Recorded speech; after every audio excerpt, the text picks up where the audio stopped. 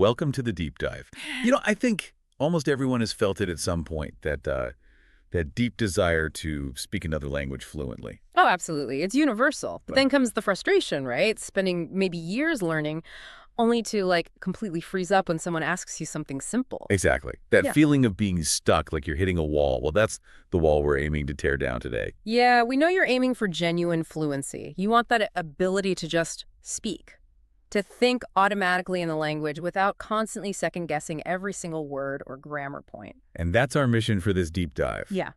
We've dug into, well, quite a lot. Foundational linguistics, people like Stephen Krashen, insights from polyglots who've actually done it, even memory science. Right. And we've boiled it down. We've identified 5 really common, actually counterproductive things that learners do, traps, really, that actively stop you from getting fluent. So we're distilling all that complexity into 5 things you should absolutely never do. A clear path forward, hopefully. But hold on, before we even list those 5 things, there's this one absolutely crucial idea we have to get clear on first. It pretty much underpins everything else. Ah, you mean the difference between acquisition and learning. Exactly. That's the foundational split, Get this wrong, and everything else becomes harder. Okay, so let's break that down. Acquisition, Yeah. that's the main path, right? The way you actually get fluent. Yes, precisely. Acquisition is, it's subconscious. It's organic. Think about how a child learns their first language. They don't study grammar rules, do they? No, they just absorb it. They get a feel for what sounds right. That's it. A feel for correctness. You might not be able to explain why something is right, but you know it is. That's where that intuitive, fluent competence comes from. Okay, so that's acquisition. Then what's learning? Learning is the conscious stuff. It's intentional. It's sitting down with a textbook, memorizing vocabulary lists, filling out conjugation charts, learning the rules about the language. Like knowing the name of the tense or the definition of a preposition. Exactly. And this conscious knowledge, this learning, results in what Stephen Krashen famously called the monitor. The monitor. I think I know that feeling. It's that little editor in your head, isn't it? The one that pops up mid-sentence. Yeah. You're talking, maybe trying to speak quickly, and suddenly this little voice goes, wait, was that the datal case? Should I have used the subjunctive there? Huh? Yes. Always interrupting the flow. And that's the key insight, the thing so many people miss. Your acquired competence, that subconscious feel, that's the engine. That's what drives real-time, fluent conversation. So the monitor, the conscious grammar knowledge from learning, where does that fit in? Is it useless? Not totally useless, no, but its role is very limited. It's really only good for, polishing what you say. Yeah. Or for self-correction after you've said something, or maybe when you're writing slowly and have lots of time to think. Ah, okay. So it can't really produce language fluently on its own. Not in real-time conversation, no. It's too slow, too cumbersome. And if you rely too heavily on that conscious learning, if you think that's the main way to get fluent, you actually stunt your acquisition. And you basically set yourself up to fall right into the traps we're about to talk about. You got it. Which brings us perfectly to the first big mistake. Okay. Never do number 1. This feels like the classic mistake, the one baked into how languages have been taught in schools for, well, forever. Mm-hmm.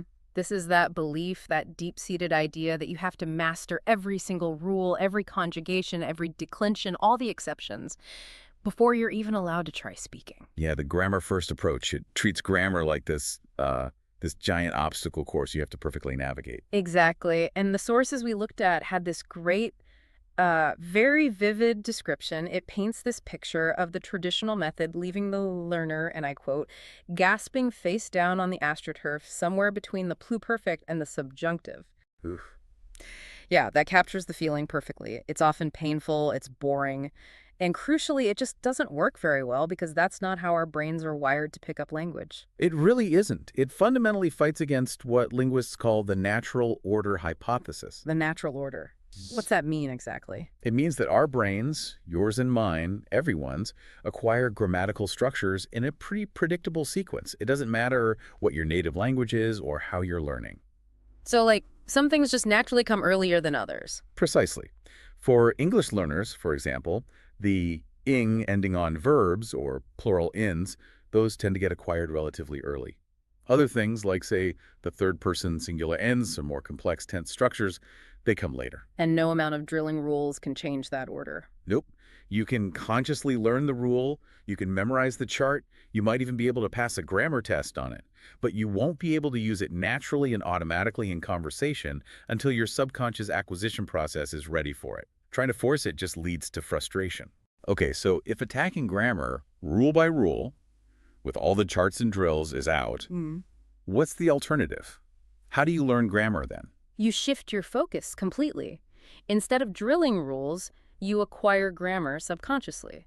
And the way you do that is through comprehensible input, often just called CI. Comprehensible input, right. That I+1 idea again. Exactly. I is your current level, where you are right now in the language. The +1 represents the new stuff, the vocabulary or the grammatical structure that's just slightly beyond your current level. So the input, whether it's reading or listening, needs to be mostly understandable, like 90–95%. Yeah, that's the sweet spot. You need to understand the overall meaning, the message, but within that message, there are these little bits, the +1, that are new to you. And the brain just figures it out. Pretty much. Your brain is this incredibly sophisticated language learning machine.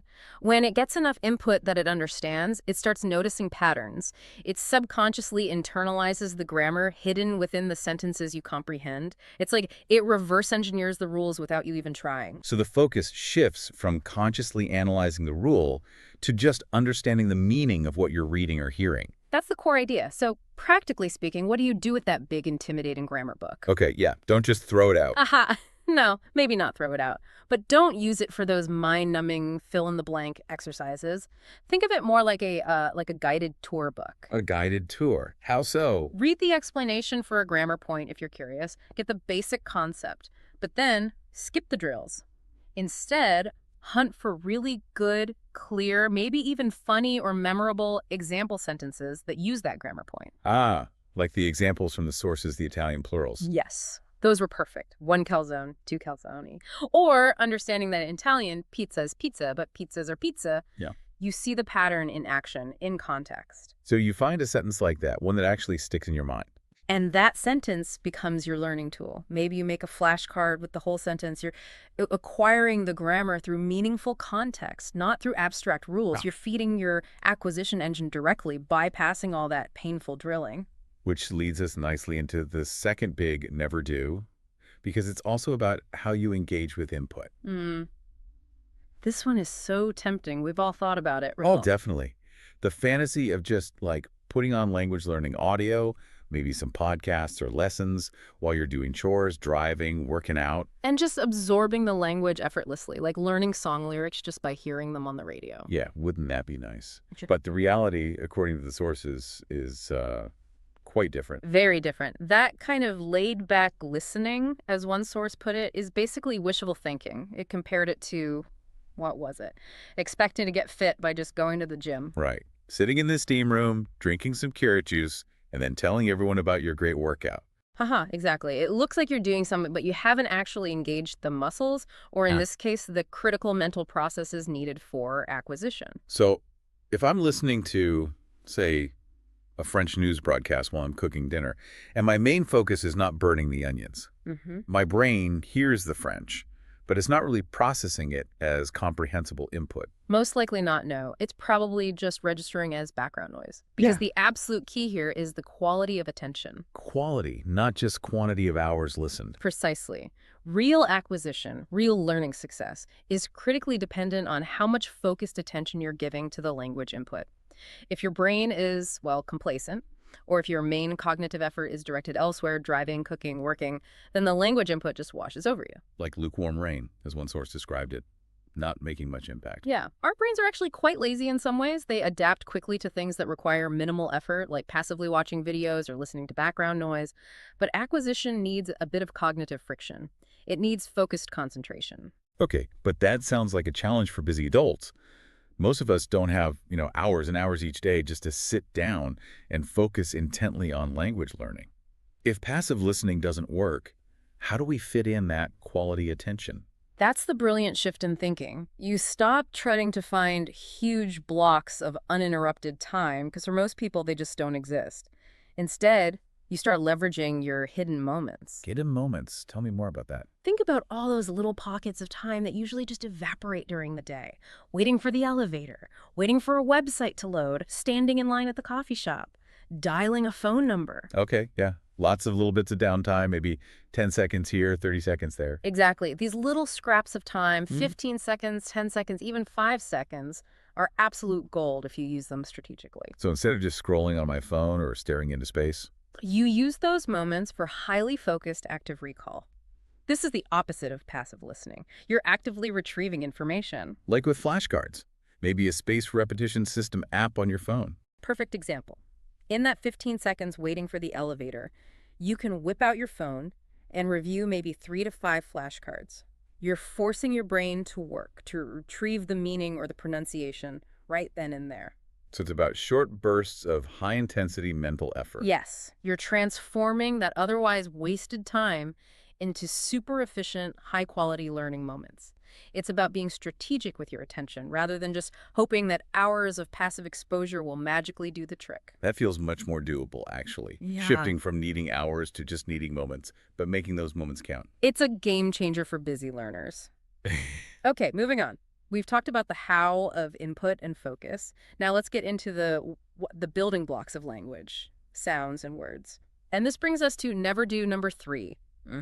This is a common one to neglect, isn't it? You feel like, oh, I need to build my vocabulary first or get the grammar down. Pronunciation can wait. Yeah, it seems less urgent somehow.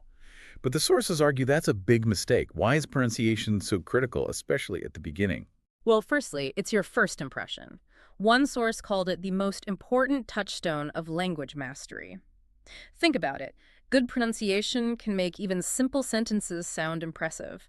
It wins you that initial confidence battle with native speakers, even if your vocabulary or grammar is still a bit shaky. Okay, so it helps psychologically, builds confidence, but is there a more direct learning cost to skipping it? Oh, absolutely. There's a huge hidden cost down the line. It relates to something the sources called broken words. Broken words. What are those? A broken word is a word you know when you read it, but you completely fail to recognize when you hear it spoken by a native speaker. Because the way it sounds is so different from how you thought it sounded based on the spelling. Exactly. The example given was the philosopher Descartes. A learner might read the name and, applying maybe English rules, pronounce it in their head as Descartes. Okay, makes sense if you're just looking at the letters. Right, but then they're listening to a lecture or a conversation in French and they hear Descartes. And it just doesn't connect. They don't realize it's the same name. Precisely. The link is broken. And then you waste so much mental energy trying to figure out what that word was, trying to connect the sound you heard to the word you know in print.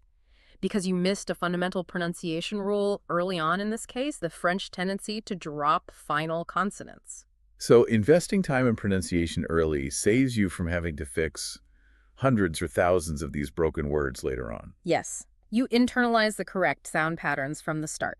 But it's not just about misinterpreting sounds you can hear. Sometimes the issue is deeper. What do you mean? Sometimes your brain literally cannot distinguish between certain sounds in the new language because those sounds don't exist as distinct categories in your native language. Like the classic example of Japanese speakers struggling with English R and L. That's the perfect example. To an adult Japanese speaker whose brain wasn't trained on that distinction early in life, rock and lock can sound identical. It's not that they aren't listening carefully. Their auditory processing system genuinely doesn't register the difference. The sounds fall into the same bucket, so to speak. Wow. So if your brain has effectively, filtered out the ability to even hear the difference, how on earth can you learn to produce it, let alone understand it later in life? Is it too late? It used to be thought that it might be, related to the critical period idea, but research shows it's definitely not too late. The brain is more plastic than we thought. The key is targeted training. What kind of training? Specifically, something called minimal pair testing. This tackles the hearing problem directly. Minimal pairs. Those are words that differ by only one sound, right? Yeah. Like ship and sheep or rock and lock. Exactly. So in these studies, learners would hear one word from a minimal pair, say either rock or lock, and they'd have to guess which one it was. Crucially, they got immediate feedback. Green check mark if they were right, red X if they were wrong. So instant confirmation or correction. Yes. And this focused, high feedback loop forces the brain to start paying attention to the subtle acoustic differences it was previously ignoring.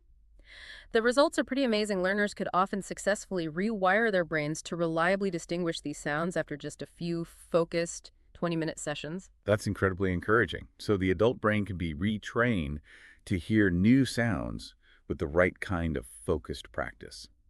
Okay, what about producing sounds? Especially those really long, intimidating words. Ah, yes, the multisyllabic monsters, like that infamous German word for speed limit, Höchstgeschwindigkeitsbegrenzung. Gesundheit. Yeah, just looking at that is terrifying. Or the example of the Russian word "вздрогну" for flinch, all those consonants crammed together. They seem impossible at first, but there's a fantastic technique called backchaining that demolishes the intimidation factor. Backchaining, so you work backwards. Exactly. Instead of starting at the beginning of the word where you're most likely to stumble and get discouraged, you start at the very end. Okay, walk me through it with "вздрогну." Right. So you ignore the beginning, you just take the last sound, the last syllable, nu. You practice that. Nu, nu, nu, until it feels easy. Got it. Nu. Then you add the sound just before it. So now you practice nu, gnu, nu, master that little chunk. Okay, nu, still manageable. Then add the next sound back. Rognu. Practice rognu, rognu, then drognu, then zdrognu, and finally the whole thing. Vzdrognu. See, you're building it up from the end, syllable by syllable or sound by sound.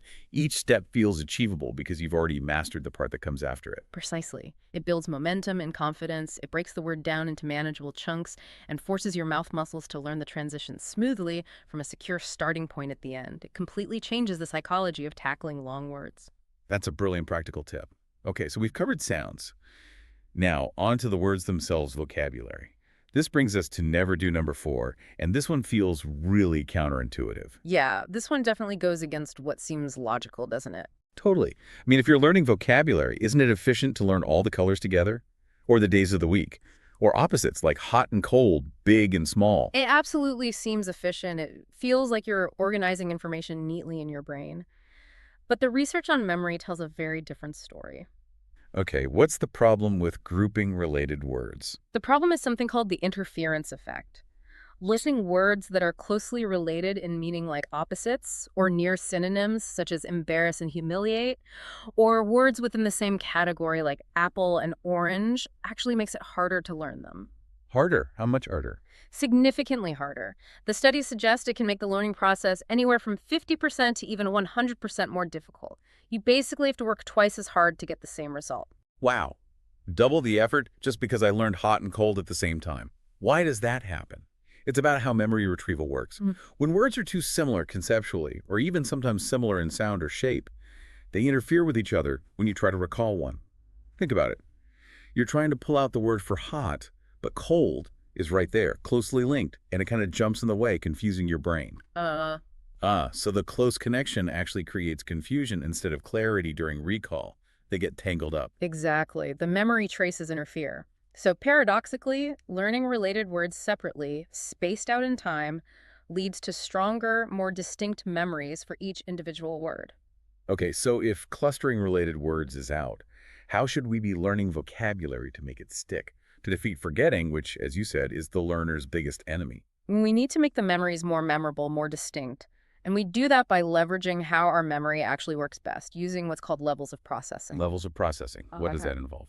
Well, first and foremost, tap into the power of visual memory. Our brains are incredibly good at remembering images, far better than abstract words. Right. I remember reading about that study where people recognized thousands of pictures days later. Yeah, the capacity is phenomenal. Students recognize something like 83% of 10,000 images after 5 days. So whenever you learn a new word, always try to associate it with an image. It doesn't have to be a masterpiece. Even a quick stick figure drawing helps. The brain treats the image as more concrete, more memorable data than just the letters of the word. Okay, so visuals are powerful. What's an even deeper level of processing? The deepest level is personal connection. Make the new word meaningful to you. How do you do that? Connect it to your own life, your own experiences, your own emotions. Don't just learn the abstract word for cat in your target language. Instead, actively associate that new word with your childhood cat. Remember what it looked like, how it felt, maybe a specific funny memory involving it. Linking the new, foreign information to an existing, strong personal memory. Exactly. Tying a word to a personal experience makes it roughly 50% easier to recall later. It creates a much richer, more robust neural pathway than just rote memorization. Visuals and personal connection. Got it. But even with those, memories fade over time, right? How do we make them permanent? That's where the timing becomes absolutely critical. You need spaced repetition. It's not just about repeating the word, it's about when you repeat it. Okay, explain spaced repetition again. How does it work? Spaced repetition systems, or SRS, use algorithms to predict when you're just about to forget a piece of information, a word, a phrase, a sentence, and it prompts you to recall it at that precise moment. So you review it maybe a few minutes after learning it, then maybe an hour later, then the next day, then a few days later, then a week, and so on, with increasing intervals. Exactly. The intervals get longer and longer as the memory gets stronger. This process of retrieving the memory right when it's getting weak is what signals to your brain, hey, this information is important, don't let it go. It forces the memory trace to become stronger and more durable. It's like strengthening a muscle by exercising it just before it gets too weak. That's a great analogy. And it's incredibly efficient. People using SRS for just, say, 30 minutes a day have been shown to learn and retain huge amounts of vocabulary, like 3,600 words or flashcards with 95% accuracy over just a few months. Wow. So avoiding interference, using visuals, making personal connections, and timing your reviews with spaced repetition, that's the recipe for beating the forgetting curve. That's the core strategy for building a solid, memorable vocabulary foundation. Okay, we've covered input, attention, sound, and vocabulary building. Now let's talk about what happens when you actually try to put it all together and speak. This leads us to the final and maybe biggest hurdle. Never do number 5. Yes. This one seems so obvious once you point it out, but almost every beginner falls into this trap initially. It's that assumption, isn't it, that languages are just codes for each other, that you can just swap words one for one from your native language into the target language, and maybe shuffle the word order a bit based on what you remember from grammar class. Yeah, this idea that word-for-word translation works, and that the basic grammatical structure of your first language, your L1, will just naturally transfer over to the new language, your L2. The sources called this a self-evident and primitive truth. For beginners, something that feels right, but leads straight to failure. And the most obvious place this breaks down is with idioms. Oh, absolutely. Idioms are the classic example, trying to say I'm on a roll in Spanish by literally translating it word for word. Estoy en un panecillo. I am on a bread roll. Which makes no sense. None at all. Or the German example, wishing someone good luck before a performance by saying Hals- und Beinbruch. Literally, neck and leg break. Yikes. If you translated that literally back into English, you'd think they were wishing you harm, not luck. Exactly. Literal translation of idioms is a recipe for confusion, sometimes hilarious, sometimes just baffling. It kills communication. But the problem goes deeper than just idioms, doesn't it? If it's basic grammar, too. That's the structure transfer part. Yes, grammatical interference is huge. This is when the underlying rules and patterns of your native language unconsciously bleed into how you try to construct sentences in the target language. Like the example given for a Spanish learner speaking English.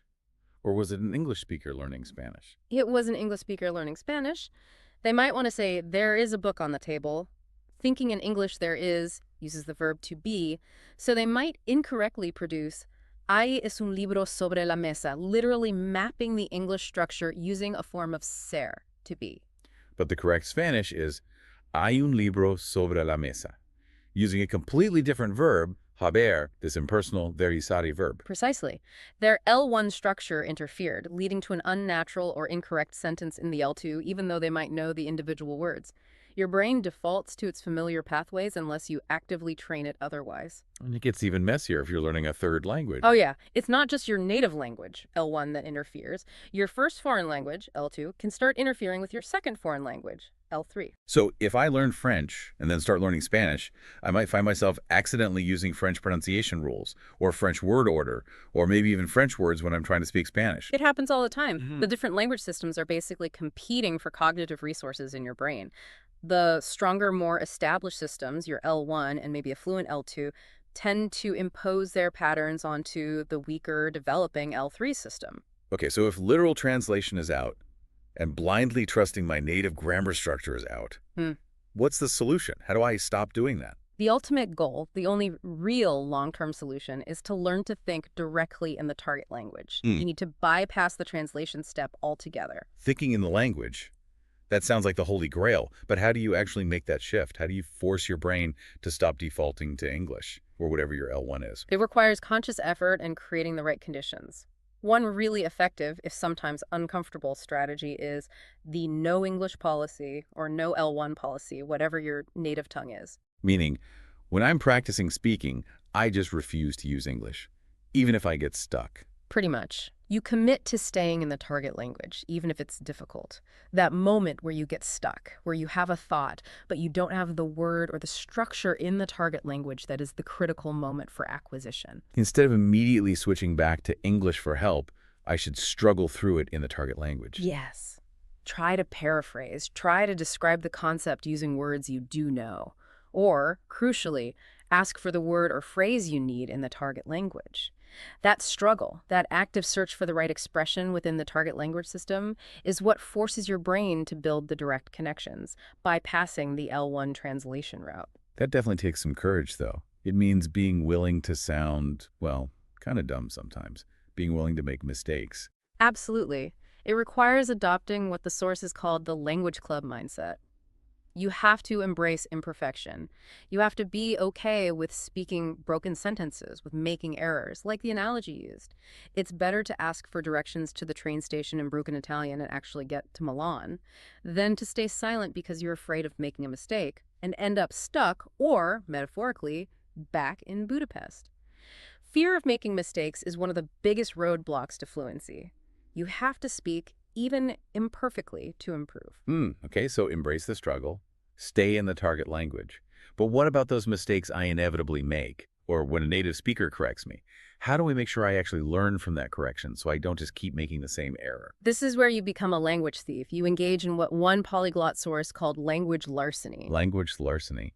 I like the sound of that. Stealing knowledge. Exactly. You have to ruthlessly exploit every correction, every moment of confusion, every time you get stuck, and turn it into a permanent learning opportunity. Okay, give me an example. Let's say I'm trying to speak Spanish, and I use the wrong past tense, like in that earlier example.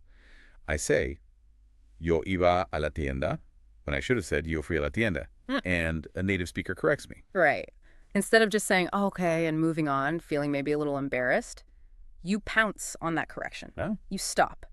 You might ask in Spanish, "Oh, why fui and not iba here? What's the difference?" Get them to explain briefly, if possible. But most importantly, you immediately capture that correction. Capture it how? Write it down. Yeah. Yes, pull out your phone or small notebook. Write down the entire correct sentence. Yo fui a la tienda. Don't just write the corrected verb. Write the whole context. And then Yep. and then you immediately turn that corrected sentence into a flashcard in your spaced repetition system. Maybe add a quick note about why it was corrected. Tag it for review, starting ASAP. So you're taking that real-world contextualized correction, which is incredible high-quality input, and immediately feeding it into your structured learning system to make it permanent. Precisely. You're not just passively receiving the correction, you're actively stealing it, capturing it, and integrating it into your long-term memory using SRS. You turn a potentially awkward moment into a guaranteed learning win. That's language larceny. That's a powerful mindset shift, turning every interaction, even the mistakes, into fuel for fluency. Hashtag tag now to outro. So let's quickly recap those 5 big never-dos we've unpacked today. Okay, number 1, don't try to conquer grammar head-on, rule by painful rule. Focus on comprehensible input instead, right? Number 2, don't expect to get fluent just by passive listening or laid-back exposure. Quality of attention is key. Leverage those hidden moments for active recall. Don't skip dedicated pronunciation and ear training early on. It prevents broken words and builds confidence. Use things like minimal pair testing and back chaining. Number 4, don't study related words together like opposites or categories. It causes interference. Use visuals, personal connections, and critically spaced repetition. And finally, number 5, don't translate literally or rely on your native language's structure. Aim to think in the target language, embrace mistakes, and practice language larceny to learn from corrections. Exactly. By consciously avoiding these 5 common pitfalls, you're essentially clearing the path. You're aligning your learning efforts with how cognitive science tells us the adult brain actually acquires language most effectively. And it's worth emphasizing again, isn't it? This idea that learning a language as an adult is just inherently hard. It's largely a myth. It really is. It's often a superstition perpetuated by outdated, inefficient, and frankly, often boring teaching methods that didn't understand or leverage adult learning advantages. Because adults do have advantages, right? Yeah. We might not absorb sounds quite as effortlessly as infants, but we're better at other things. Absolutely. We're generally better at setting long-term goals, maintaining motivation over time, understanding abstract concepts like grammar explanations when used as a guide, not a drill, and importantly, reflecting on our own learning process metacognition. We can consciously choose better strategies, like the ones we've discussed today. Which brings us to a really fascinating final point that emerged from the sources. We've spent this whole deep dive talking about how to acquire language more effectively. But what is actually happening to your brain while you're doing this? Ah, yes, the cognitive dividends. It turns out learning another language isn't just acquiring a new skill, it's fundamentally changing your brain. It's like strength training for your cognitive functions. Seriously.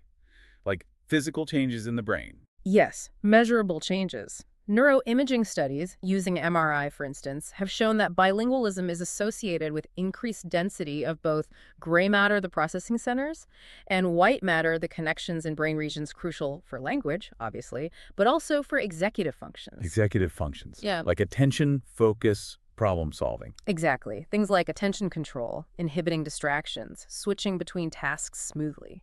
Because the bilingual brain is constantly unconsciously managing two language systems simultaneously, it has to activate the target language and suppress the irrelevant one. So that constant mental juggling act actually strengthens those general cognitive muscles.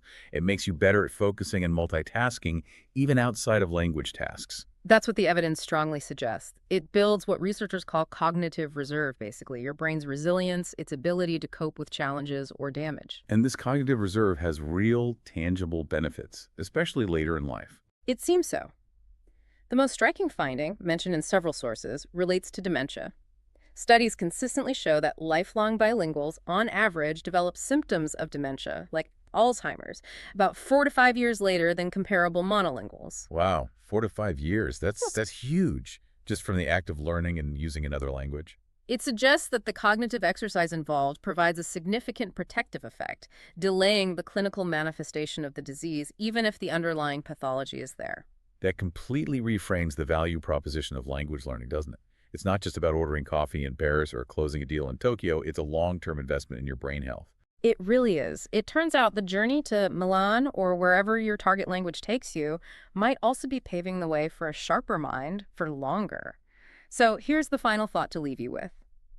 If becoming fluent in another language literally rewires your brain, demonstrably enhancing your cognitive abilities, your focus, your mental flexibility, once you achieve that fluency you're aiming for, what new goals could you set for yourself? What else becomes possible with that upgraded cognitive toolkit? A powerful question indeed. Definitely something to mull over. Thanks for joining us on the Deep Dive.